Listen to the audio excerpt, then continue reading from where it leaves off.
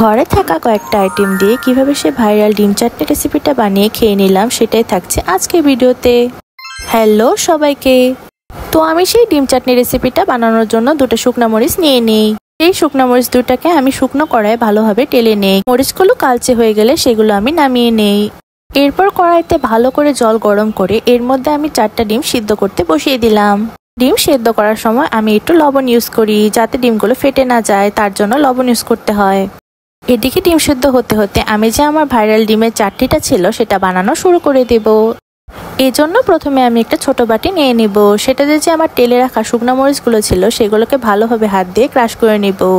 এরপর একে একে এতে পেঁয়াজ কুচি, মরিচ কুচি আর পরিমাণ মতো ধনিয়া পাতা কুচি দিয়ে দিব চাটনিটা বানানোর জন্য। এরপর আমি প্রাণের তেঁতুলের যে চাটনিটা ছিল সেটা নিয়েছি আর ম্যাগি স্বাদে ম্যাজিক মশলার 1 প্যাকেট নিয়েছিলাম।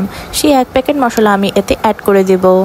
তার সাথে যে প্রাণের তেঁতুলের চাটনিটা নিয়েছিলাম তাও এটার মধ্যে দিয়ে দিব। আমি এখানে 2 প্যাকেট তেঁতুলের চাটনি ইউজ করেছিলাম। আমি এতে অল্প পরিমাণে বিট লবণ ইউজ করব আর সাথে অল্প পরিমাণে চিনি ইউজ করব টক ঝাল মিষ্টির ব্যালেন্সটা রাখার জন্য। এরপরে সবগুলো আমি একসাথে ভালোভাবে মিশিয়ে নেব। অনেক ভিডিওতে দেখেছি অনেকে এটাতে অনেক কিছু ইউজ করে, কিন্তু আমার কাছে যা যা ছিল তাই দিয়ে আমি এই চাটনিটা বানিয়ে নিলাম। অন্যদিকে আমার ডিমগুলো সেদ্ধ হয়ে গিয়েছে। ডিমগুলো সেদ্ধ হয়ে যাওয়ার পর ডিমগুলো ভালোভাবে ছুলে নিয়েছিলাম। তো যাই হোক, আসলে ডিমগুলো ভালোভাবে ছুলতে পারিনি আমি, কেমন জানি এলোমেলো হয়ে গিয়েছিল। যাই হোক, এগুলো তো আর ফেলে দেওয়া যাবে না, তাই এগুলোই নিয়ে বসে পড়লাম। সবকিছু একদম রেডি। তো আমি একটি প্লেটে ডিমগুলো আর ডিম চাটনিটা নিয়ে খেতে বসে পড়লাম। খাওয়ার আগে আমি ডিমগুলোকে রেডি করে নিচ্ছিলাম। এই জন্য আমি একটি ছুরি দিয়ে হালকা করে ডিমগুলোকে চিড়ে নিচ্ছিলাম।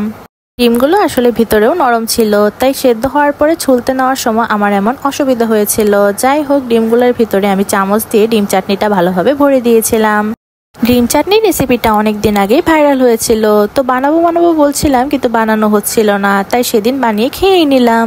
এটা খেতে আসলে কেমন হবে সত্যি একটু কনফিউশনে ছিলাম। তো কনফিউশনকে সাইডে রেখে মুখে ঢুকানোর পর বুঝতে পারলাম কেন এটা এত বেশি ভাইরাল ছিল। কি বলবো, এত বেশি মজা ছিল খেতে। ডিম সেদ্ধ করার পরে যে আষ্টে একটা গন্ধ থাকে সেই গন্ধটাও ছিল না। খেতে অনেক বেশি মজা লাগছিল। টক ঝাল মিষ্টি সবকিছুই অনেক বেশি মজা লাগছিল।